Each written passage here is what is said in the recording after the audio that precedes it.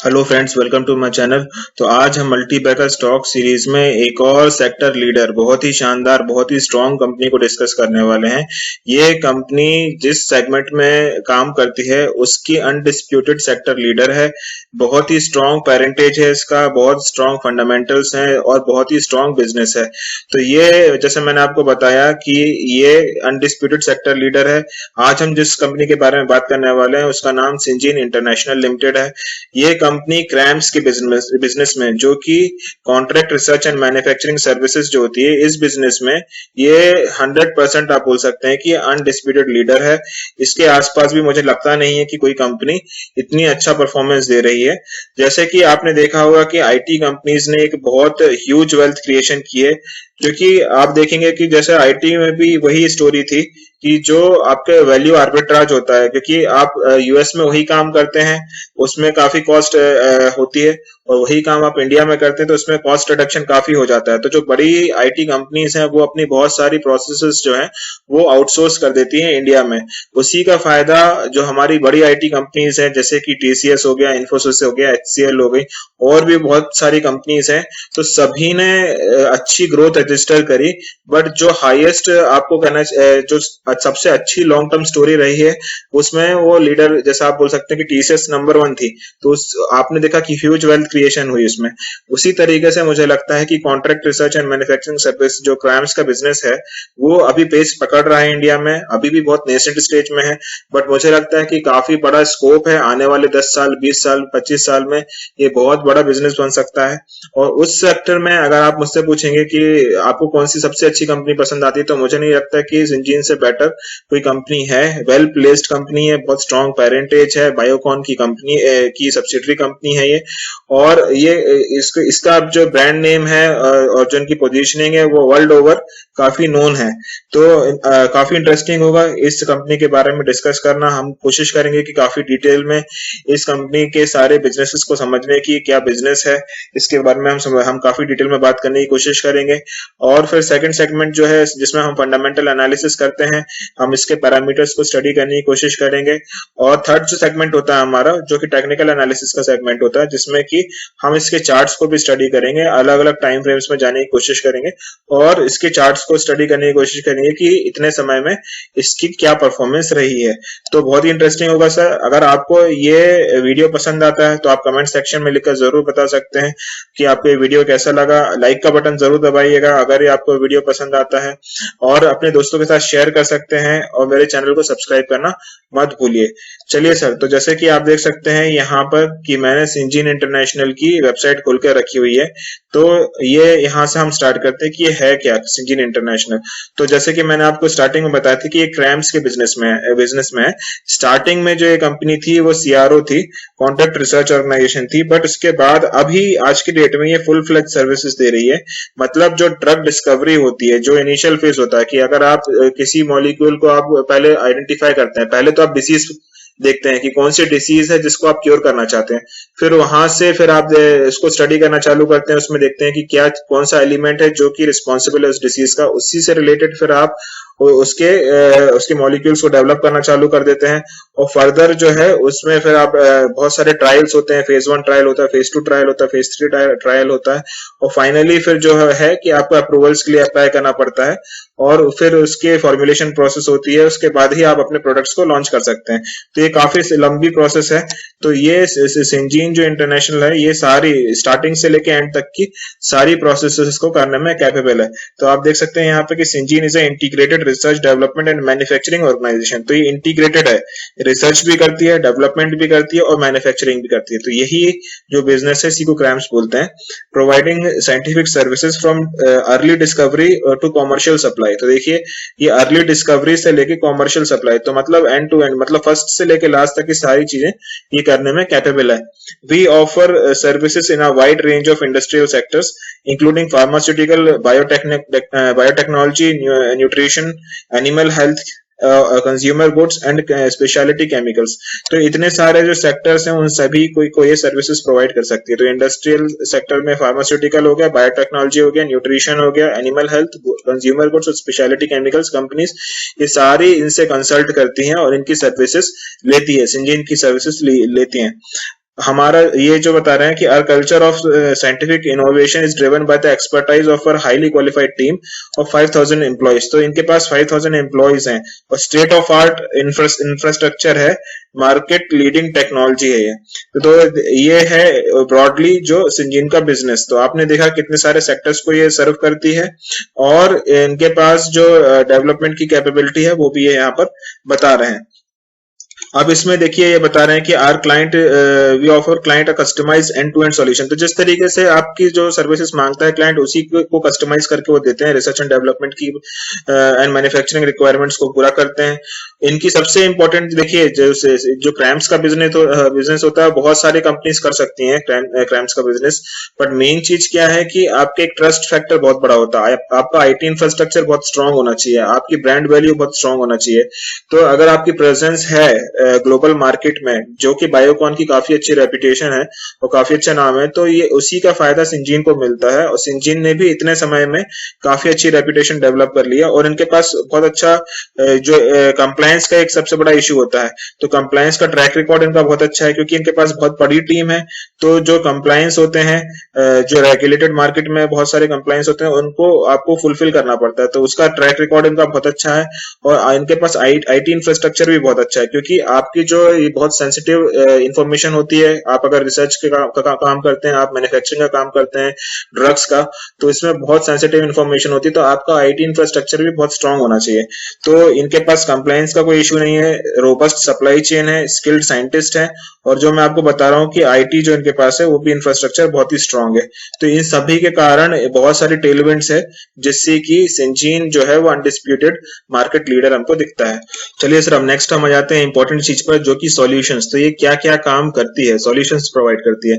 तो देखिए ये सबसे इंपॉर्टेंट है स्मॉल मॉलिक्यूल्स। तो आपने सुना होगा स्मॉल मॉलिक्यूल्स, लार्ज मॉलिक्यूल्स, तो दोनों में अंतर क्या है। तो स्मॉल मॉलिक्यूल्स जो है वो नॉर्मली जो ओरल सॉलिड्स या जो भी हम मेडिसिन लेते हैं जनरली, वो मैक्सिमम जो होते हैं वो स्मॉल मॉलिक्यूल से ही बनते हैं। ये काफी नॉर्मल जो हमारी मेडिसिन होती हैं, स्पेशली हमारी जो जेनेरिक मेडिसिन होती हैं, वो स्मॉल मॉलिक्यूल स्ट्रक्चर से ही बनती हैं। वो ये क्योंकि ये स्मॉल मॉलिक्यूल्स होते हैं वो इजिली एब्जॉर्ब हो जाते हैं सेल्स के थ्रू, तो ये काफी इजी होता है बॉडी को एब्जॉर्ब करना। तो इसमें आप ओरल सॉलिड्स के थ्रू भी ले सकते हैं, लिक्विड्स के थ्रू भी ले सकते हैं, जरूरी नहीं कि आपको इंजेक्टेबल्स के थ्रू ही लेना पड़े।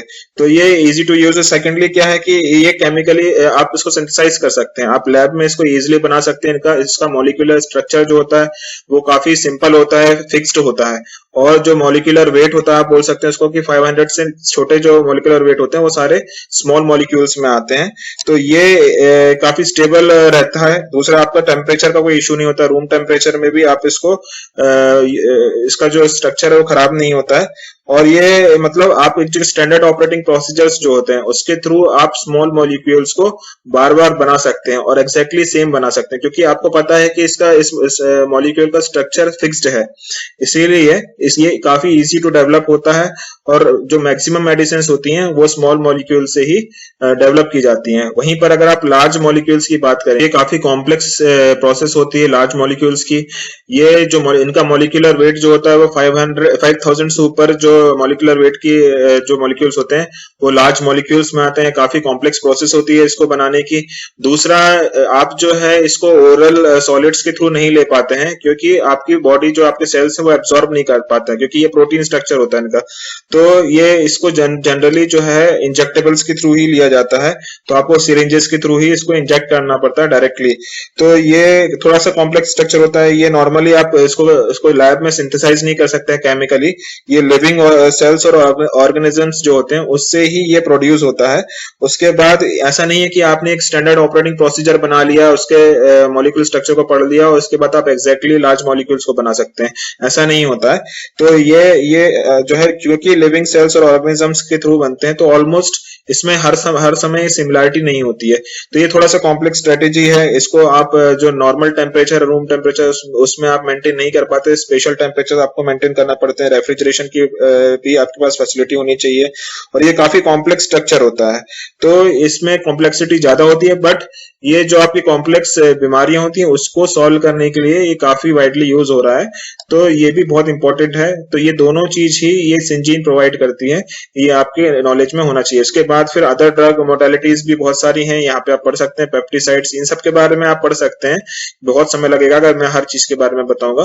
फिर Syngene event integrated drug discovery, फिर इंडस्ट्रीज देखिए किन किन को कैटर करती है, तो pharmaceutical and biotech, animal health, agrochemical, nutrition, ये सारी इंडस्ट्रीज को जैसे कि हमने बात की उन सभी को टारगेट करती है। इनके पास रिसर्च डेडिकेटेड सेंटर्स हैं, रिसर्च सेंटर्स भी बहुत सारे हैं, और centre for advanced protein studies, तो CAPS।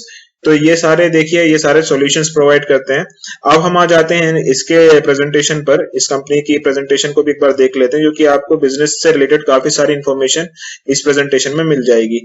तो आप देख सकते हैं कि जो इस क्वार्टर की हाईलाइट है उसमें रेवेन्यू ग्रोथ जो है इस क्वार्टर में was driven by sustained performance in all divisions. तो जितने भी इनके डिविजन्स हैं उन सारे डिविजन्स ने काफी अच्छा प्रदर्शन किया। उसके बाद जो मेजर डेवलपमेंट है आप देखिए यहाँ पे, collaborated with Deerfield discovery and development, तो 3DC करके डियरफील्ड डिस्कवरी एंड डेवलपमेंट है, to advance integrated drug discovery project, तो IDD जिसको बोलते हैं, from early target validation through to pre clinical evaluation. तो ये देखिए, ये जो ये प्रोसेस है ये डियरफील्ड के साथ इन्होंने कोलैबोरेशन किया है, जिसमें अर्ली टारगेट जो आपका ड्रग डिस्कवरी होती है, जिसमें अर्ली टारगेट वैलिडेशन होता है through to pre clinical evaluations जो होते हैं, मतलब आपका ट्रायल शुरू होने से पहले तक की जो प्रोसेस होती है, वो सारी चीजें इनके साथ कोलैबोरेशन करके कर रहे हैं। 3DC मतलब Deerfield discovery and development has awarded 4 new integrated drug discovery projects, तो इन्होंने 4 IDD प्रोजेक्ट्स भी अवार्ड किए हैं। फिर देखिए आप, expanded it's research facility in genome valley Hyderabad, तो एक और इन्होंने रिसर्च फैसिलिटी को हैदराबाद में स्टार्ट किया है। India and added capacity for additional 90 scientist, तो 90 साइंटिस्ट वहां पे अपॉइंट किए हैं। The facility is commission in February 2020, तो ये रिसेंटली लास्ट ईयर इन्होंने कमीशन किया है हैदराबाद में जेनोम वैली में, और ये इंपॉर्टेंट डेवलपमेंट इस कंपनी में हुआ है। और with an initial capacity of 150 scientist, तो ये इतनी 150 साइंटिस्ट की कैपेसिटी है। फिर इन्होंने NABL से एक्रीडिटेशन भी मिला है to provide safety assessment services for testing medicine devices from its facility in Bangalore, तो वहां से बेंगलोर की जो फैसिलिटी है वहां से मेडिकल डिवाइसेस को टेस्ट करने की लिए इनको ये एक्रीडिटेशन मिला है। फिर देखिए ये यहाँ पे बता रहे हैं 9 मंथ के क्वार्टर की क्या कहानी है, इसके बाद उसको हम बाद में समझेंगे, पहले हम बिजनेस समझना चाहते हैं। ये अपडेट ऑन COVID-19 ये बता रहे हैं यहाँ पर, तो setup new RT-PCR testing facility that is provided by NABL, तो इन्होंने ये किया। उसके बाद supporting the state government in conducting test PCR test for more than 100,000 samples, ये इन्होंने टेस्ट में भी पार्टिसिपेट किया। Scientist actively supporting clients in their COVID-19 research project sorry. तो ये देखिए, ये सारे COVID-19 से रिलेटेड इनके अपडेट्स हैं। अब नेक्स्ट इंपॉर्टेंट चीज जो है वो है putting science to work. Second, Syngene जो है वो करती क्या है, पुटिंग साइंस टू वर्क। तो who we are and what we do, वो हम क्या हैं और हम क्या करते हैं। Offering integrated research development and manufacturing services to take projects from early discovery to commercial supply. ये बहुत क्लियरली इन्होंने अपने काम को बताया है कि हम रिसर्च करते हैं, डेवलपमेंट करते हैं और मैन्युफैक्चरिंग करते हैं, और जो भी हम प्रोजेक्ट लेते हैं उसकी डिस्कवरी से लेके कमर्शियल सप्लाई तक का पूरा काम हम करने में कैपेबल है। दूसरा, working with clients from around the world, पूरे वर्ल्ड से इनके क्लाइंट्स हैं, to find solution for the scientific challenges, तो जो भी साइंटिफिक चैलेंजेस हैं उनके सॉल्यूशन प्रोवाइड करते हैं। For small and large molecules, तो हमने बात कर ली स्मॉल मॉलिक्यूल्स क्या होते हैं और लार्ज मॉलिक्यूल्स क्या होते हैं, तो अभी आपको क्लैरिटी हो जानी चाहिए। While improving productivity, spending up times to market and lowering cost for innovation, तो जो ये सारी चीजें हम डिस्कस कर चुके हैं कि कॉस्ट का जो है एक बड़ा फैक्टर होता है, क्वालिटी का भी, क्वालिटी और कॉस्ट दोनों चीज ही ये सिंजीन में कैपेबिलिटी की कॉस्ट को भी रिड्यूस कर पा रहे हैं और क्वालिटी भी वर्ल्ड क्लास दे पाते हैं। फिर innovation culture driven by expertise of a highly qualified team of 5,000 plus employees, तो 5,000 से ऊपर एम्प्लॉइज हैं, supported by state of art infrastructure, तो आपके पास हाई क्वालिटी एम्प्लॉइज हैं, हाई क्वालिटी आपके पास इंफ्रास्ट्रक्चर है, फैसिलिटीज हैं, तभी जाके आप इंडस्ट्री लीडर बनते हैं। मार्केट लीडिंग टेक्नोलॉजी, तो ये देखिए।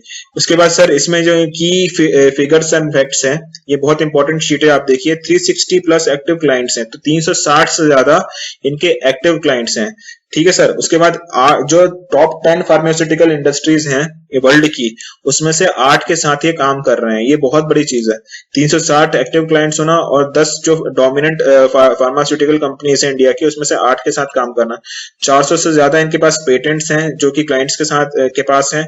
1.9 मिलियन स्क्वायर फीट के इनके पास वर्ल्ड क्लास इंफ्रास्ट्रक्चर है। देखिए बहुत बड़ा इंफ्रास्ट्रक्चर होता है 1.9 मिलियन स्क्वायर फीट का, ये एकर्स में है। बहुत बड़ा इंफ्रास्ट्रक्चर है इनके पास।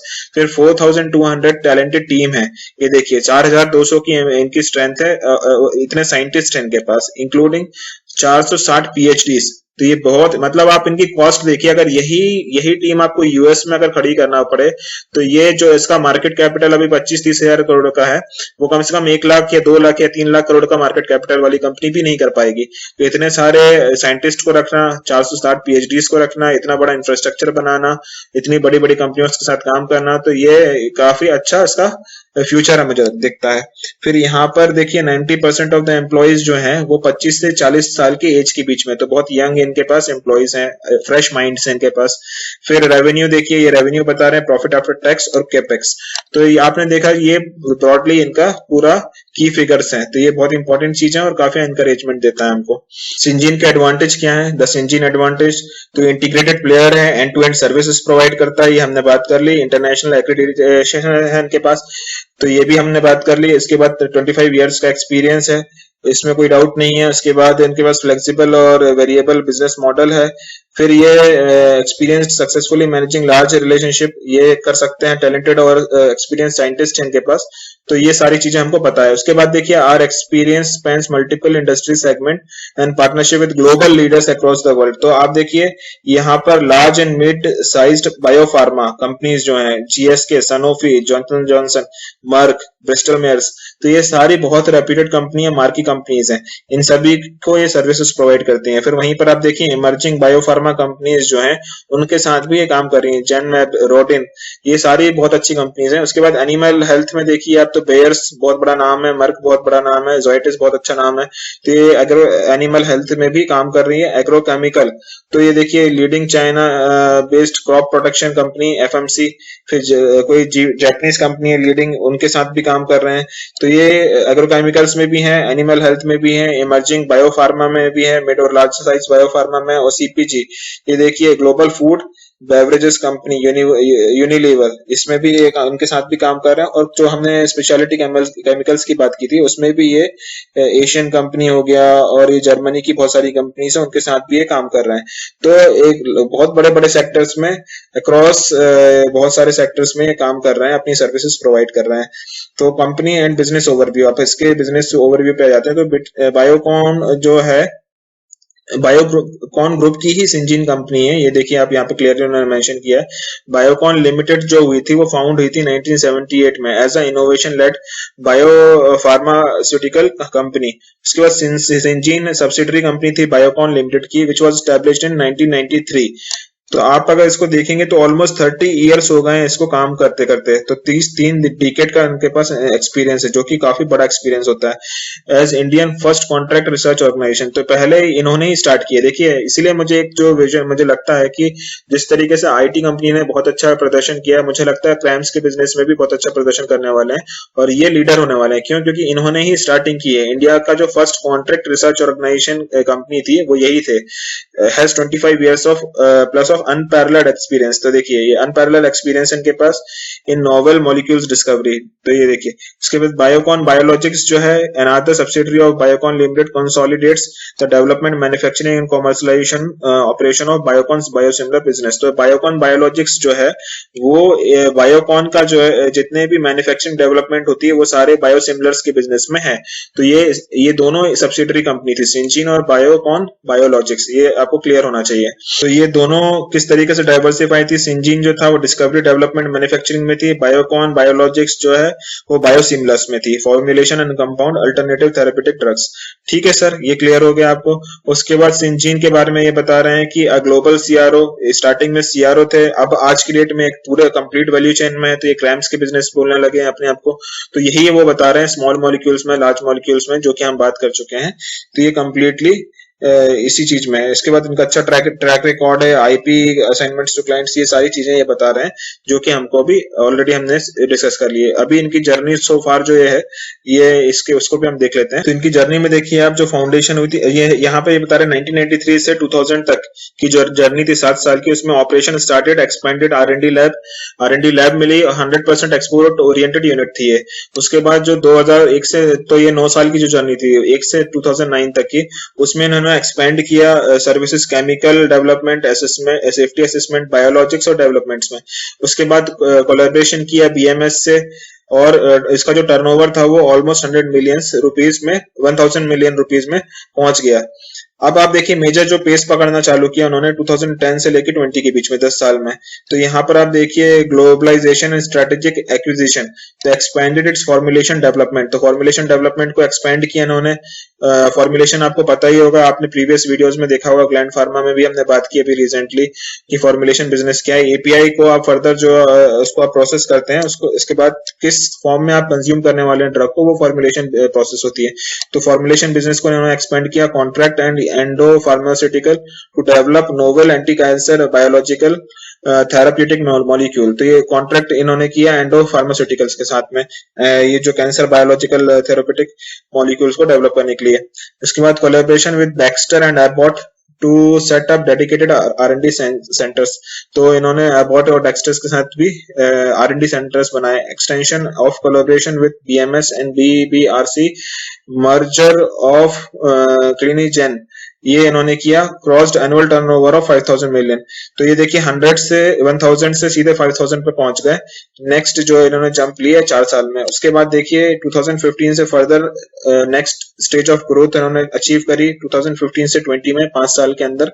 तो आप देखिए आईपीओ लिस्टिंग हुई इनकी, फिर collaboration with Amgen and Herbalife for setting up dedicated R&D centres, तो देखिए यहाँ पर एबॉट के साथ, डेक्स्टर के साथ किया था, यहाँ पे इन्होंने एमगेन के साथ किया और हर्बलाइफ के साथ किया। Acquisition of bio informatics assets of standard life science, तो ये इन्होंने एक्वायर किया। उसके बाद जो एनुअल टर्नओवर था वो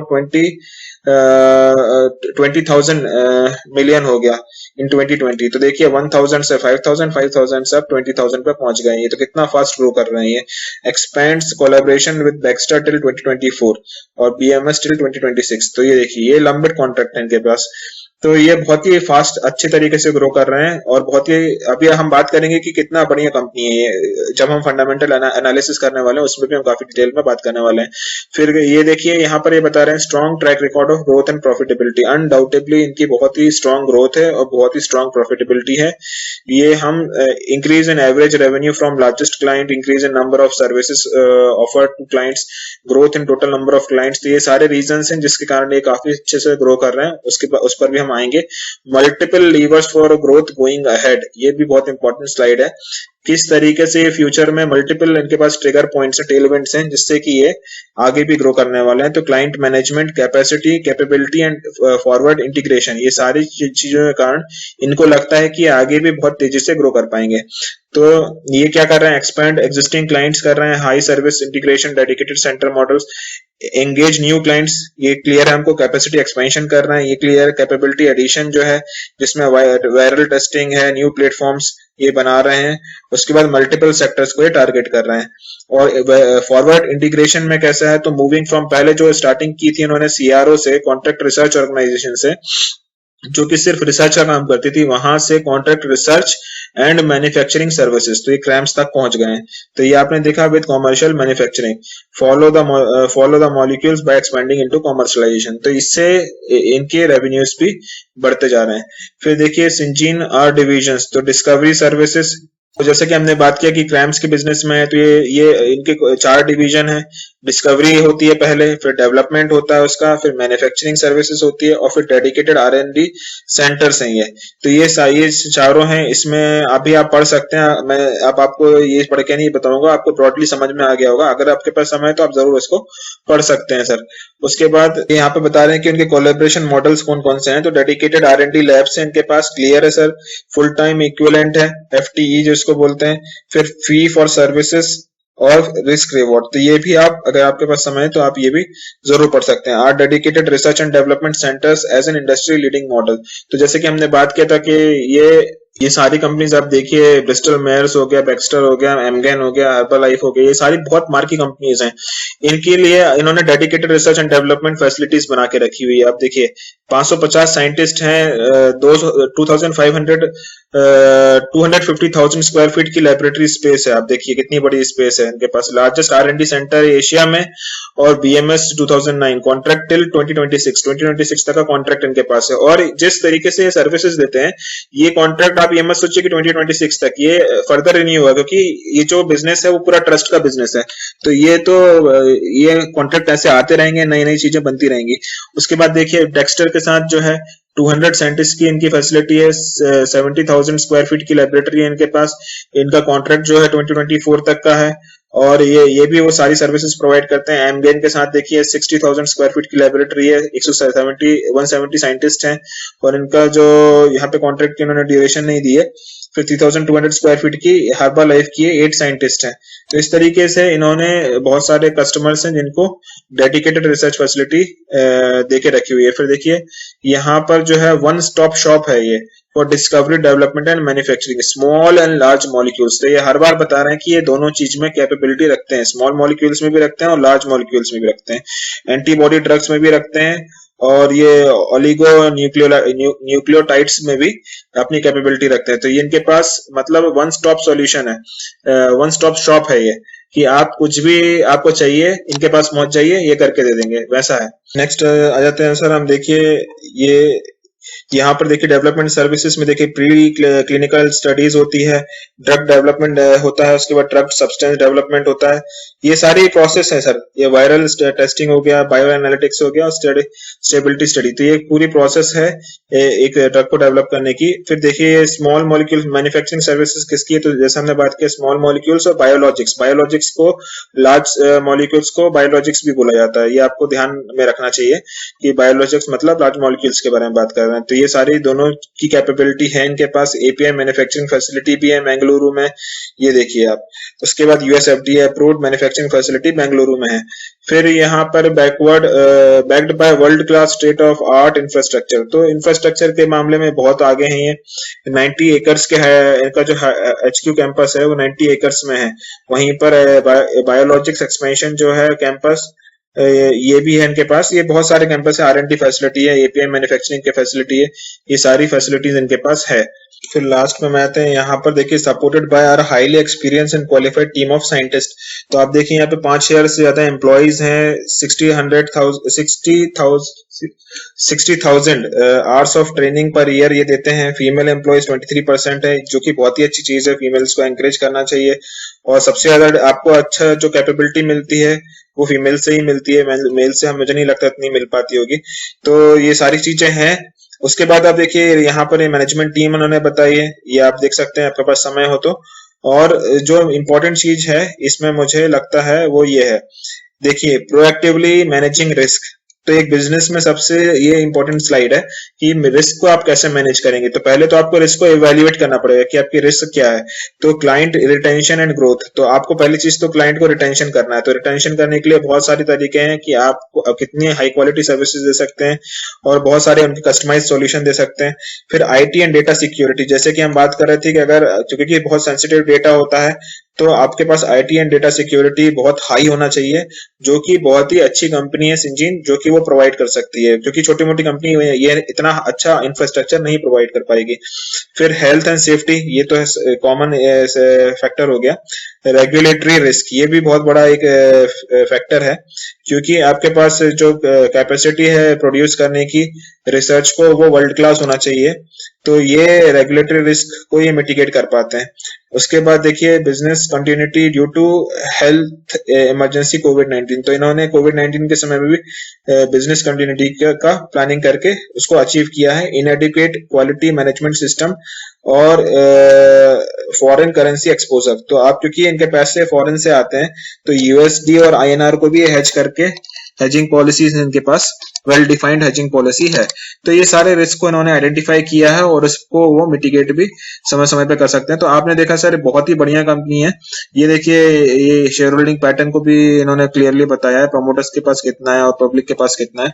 तो जैसे मैंने आपको पहले भी बताया कि जैसे IT में मुझे TCS दिखती है, इन्फोसिस दिखती है, उसी हाई क्वालिटी की कंपनी ये सिंजीन है। अनडाउटेबली सेक्टर लीडर है, मार्केट लीडर है और बहुत ही सनराइजिंग सेक्टर है। ये बहुत लंबी स्टोरी है, छोटी मोटी स्टोरी नहीं है, बहुत लंबी स्टोरी है। तो मुझे लगता है कि आप इसमें कभी भी छोटे टाइम फ्रेम में मत सोचिएगा, ये बहुत लंबी स्टोरी है और इसमें आपका लेके और बैठना चाहिए लंबे समय के लिए। चलिए अब हम बिजनेस के बारे में हमने सब बात कर ली, इस कंपनी के बारे में बात कर ली, आपको सारी चीजें बता दी। अब हम फंडामेंटल एनालिसिस जल्दी से कर लेते हैं इसका। तो आप देख सकते हैं स्क्रीन पर, ये मैंने सिंजीन इंटरनेशनल की फंडामेंटल एनालिसिस की प्रोसेस स्टार्ट कर दी है। तो आप देखिए मार्केट कैपिटल जो है इसका 22,000 करोड़ का है, तो ये लार्ज कैप कंपनी आप बोल सकते हैं इसको। पी जो है 60.8 का है, तो ये थोड़ा सा पी हायर साइड में क्यों है, क्योंकि मार्केट ने इसको बहुत अच्छी तरीके से रीरेट किया है रिसेंटली। आप देख सकते हैं यहाँ पे बहुत बढ़िया रीरेटिंग हुई है इस कंपनी की, पर आपको घबराना नहीं चाहिए। मेरे हिसाब से अगर मुझसे पूछेंगे तो मैं इस पी पे भी इस कंपनी को लेना चाहूंगा, क्योंकि ये बहुत ही हाई क्वालिटी कंपनी है। ऐसी स्टोरीज में आपको वेट नहीं करना चाहिए, आपको पहले इन्वेस्ट करना चाहिए, फिर बाद में स्टोरी को सोचना चाहिए कि कितना पी है उसका। आरओसीज और आरओईज देखिए 16-17% है, जो कि बहुत ही अच्छे हैं।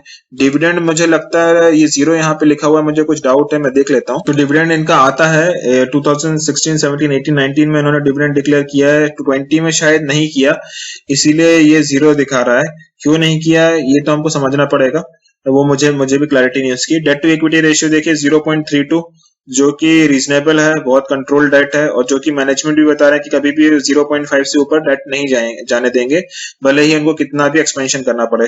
फिर ऑपरेटिंग प्रॉफिट मार्जिन बहुत ही शानदार है, 30.9 के, तो ऑलमोस्ट 31% के मार्जिन ये कमांड कर पा रहे हैं। तो सारे पैरामीटर्स मुझे अच्छे लग रहे हैं, सिर्फ मुझे डिविडेंड यील्ड पे थोड़ा सा है कि क्यों लास्ट ईयर उन्होंने डिविडेंड नहीं दिया।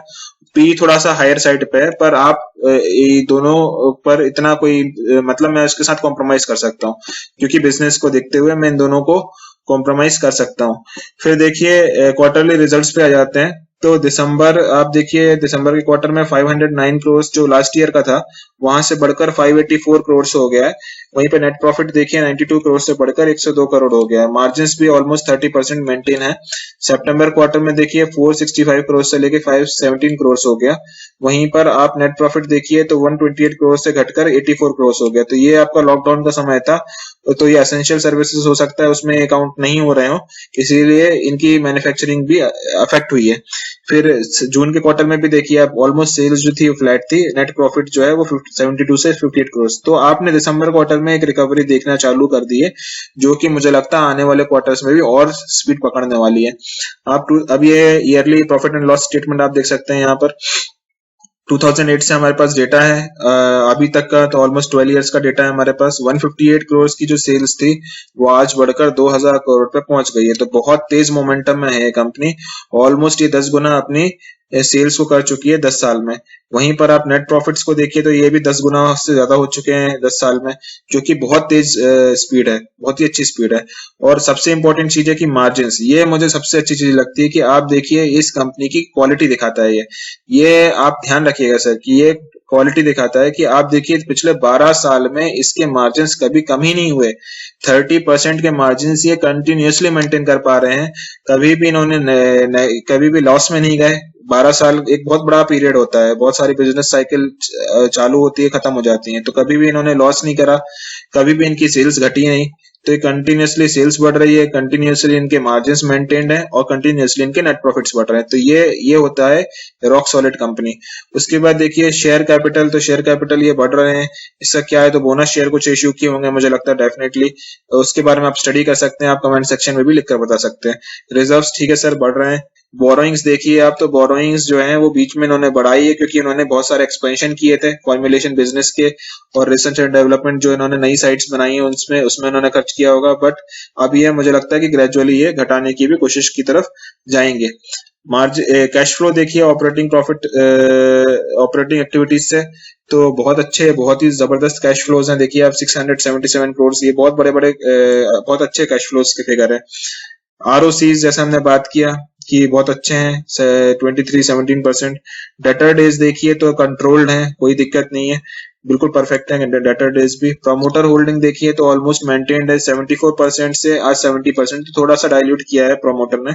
किसके पास गई है होल्डिंग, तो एफआईएस की भी ऑलमोस्ट कांस्टेंट है, डीआईएस की भी ऑलमोस्ट कांस्टेंट है, डीआईएस ने थोड़ा सा इंक्रीज किया है, तो ये FIIs की जो प्रोमोटर्स की होल्डिंग है वो ऑलमोस्ट DIIs के पास चली गई है। वहीं पर पब्लिक के पास देखिए तो 6% से बढ़कर 8% हो गई, तो थोड़ा सा मार्जिनल इंक्रीमेंट पब्लिक के पास भी हुआ है। तो ब्रॉडली शेयर होल्डिंग पैटर्न जो है वो कंट्रोल्ड है, कोई इशू नहीं है, क्योंकि जो स्ट्रॉन्ग हैंड्स हैं उसमें मोर देन 90% कंपनी है। तो आप देखिए 90% से ज्यादा बहुत बड़ा फिगर होता है। 90%, 92% जो है वो स्ट्रॉन्ग हैंड्स के पास में है। तो ये क्वालिटी है सर इस कंपनी में। तो आपने देखा सर कि फंडामेंटल पैरामीटर्स में हमने सारी चीजें देखी, कहीं पर भी मुझे कोई भी ऐसा वीकनेस नहीं दिख रही है। बहुत अच्छे पैरामीटर्स हैं, वर्ल्ड क्लास पैरामीटर्स हैं, बहुत शानदार है। चलिए सर नेक्स्ट सेगमेंट में आ जाते हैं हम, जो कि टेक्निकल एनालिसिस का है। तो आप देख सकते हैं ये मंथली चार्ट मैंने खोल कर रखा हुआ है। सारे मूविंग एवरेजेस जो हैं एक्सपोनेंशियल मूविंग एवरेजेस हैं। ये मंथली चार्ट है सर, एक RSI इंडिकेटर है। तो आप देख सकते हैं यहाँ पर कि जब लिस्टिंग के बाद से ब्रॉडली ये साइडवेज ट्रेंड कर रही थी काफी समय तक, उसके बाद अभी आपने देखा है कि बहुत शानदार ब्रेकआउट आया है। और ये देखिए इसने बहुत बढ़िया ब्रेकआउट दिया है यहाँ से, और अब ये बहुत स्ट्रॉन्ग मोमेंटम में है, और यहाँ पर वॉल्यूम का भी अच्छा एडिशन आपको देखने मिला। RSI में भी आपको कहीं से कहीं तक कोई भी वीकनेस नहीं दिख रही है। तो चार्ट आपको बहुत ही स्ट्रॉन्ग दिख रहा है यहाँ पर। रीजन थोड़ा सा पुल बैक आया है यहाँ पर, तो मुझे नहीं लगता कि ये 10 डेज की मूविंग एवरेज के नीचे आपको क्लोज होता हुआ दिखेगा। तो आप ये समझ सकते हैं 522 रुपीज या 500 रुपीज मैक्सिमम, बट इसके नीचे क्लोज नहीं करेगा मुझे नहीं लगता। इस पर सपोर्ट लेके आपको फर्दर ये ट्रेजेक्टरी जो है ऊपर की जाते हुए दिखेगी। तो आप इसमें बने रहिए। अगर आपके पास कभी भी मौका मिलता है 500 रुपए के आसपास खरीदने का, तो आप इसमें अपना ही फर्दर एडिशन भी कर सकते हैं क्वांटिटी की, क्योंकि ये ऐसी कंपनी है कि जब भी आपको करेक्शन दिखे अच्छा, इसमें ऐड करते जाइए, ऐड करते जाइए। सेल करने का मत सोचिए, सिर्फ ऐड करते जाइए, इसको लॉन्ग टर्म के लिए रखे रहिए। ये देखिए जो हम बात कर रहे थे, ये जूम इन किया हमने, यहाँ पे ऑलमोस्ट साइडवेज कंसोलिडेशन को खत्म करते हुए अच्छा ब्रेकआउट लिया इसने, और एक बहुत स्ट्रॉन्ग मोमेंटम में कंपनी आपको दिखी ट्रेड करते हुए। यहाँ पर आप देखिए अभी रिसेंटली थोड़ा सा पुल बैक ले रहा है, जो कि मैक्सिमम जैसे मैंने बात की आपसे कि 500 रुपए तक मैक्सिमम आपको जाते हुए दिखेगी। अगर यहाँ पर मिलती है तो आप जरूर उसको ऐड करिएगा, ऐसे मौके को मत छोड़िएगा। तो ये अभी आपको कहीं पर भी कोई RSI में भी कोई वीकनेस नहीं दिख रही है। आप देखिए कोई नेगेटिव डाइवर्जेंस नहीं है, कुछ नहीं है, जस्ट पुल बैक है। आप इसमें बिल्कुल मत घबराइए, ये जस्ट थोड़ा सा पुल बैक है। ये आप मत सोचिए कि ये पैटर्न खत्म हो गया या ये ट्रेंड खत्म हो गया, ये ऐसा कुछ नहीं है। ये मेगा ट्रेंड है, और ये आपको लग रहा है बस ये पुल बैक है, इसमें कहीं पर भी कोई भी वीकनेस नहीं है। उसके बाद हम जल्दी से इसके डेली चार्ट्स को भी देख लेते हैं सर। तो ये है इसका डेली चार्ट्स। ये देखिए ये डेली चार्ट्स है। तो जैसे कि हम बात कर रहे थे कि 518, तो डेली चार्ट्स में जो 200 डेज का मूविंग एवरेज है जो कि 518 पर आता है। तो मैक्सिमम से मैक्सिमम मैंने जैसे आपको बताया कि 500 रुपए, वैसे 500 रुपए भी नहीं जाना चाहिए, ये तो 520 रुपए तक ही लगता है मुझे। तो यहाँ पर अगर आपको मिलता है ये स्टॉक, तो आप बिल्कुल आंख बंद करके ऐड करने की मैं सलाह दूंगा आपको। ऐसा मौका मत छोड़िएगा, आप इसको जरूर ऐड करिएगा, क्योंकि ये स्टोरी आगे भी डेवलप होगी। तो स्ट्रॉन्ग मोमेंटम में है काउंटर, काफी समय की कंसोलिडेशन के बाद अच्छा मोमेंटम पकड़ा है। लॉन्ग टर्म की स्टोरी है, मैनेजमेंट वर्ल्ड क्लास है, फंडामेंटल वर्ल्ड क्लास है इसके, बहुत रेप्यूटेड क्लाइंट्स हैं इसके, और जो प्रॉफिटेबिलिटी की जो ग्रोथ जो पेस है वो बहुत अच्छी है।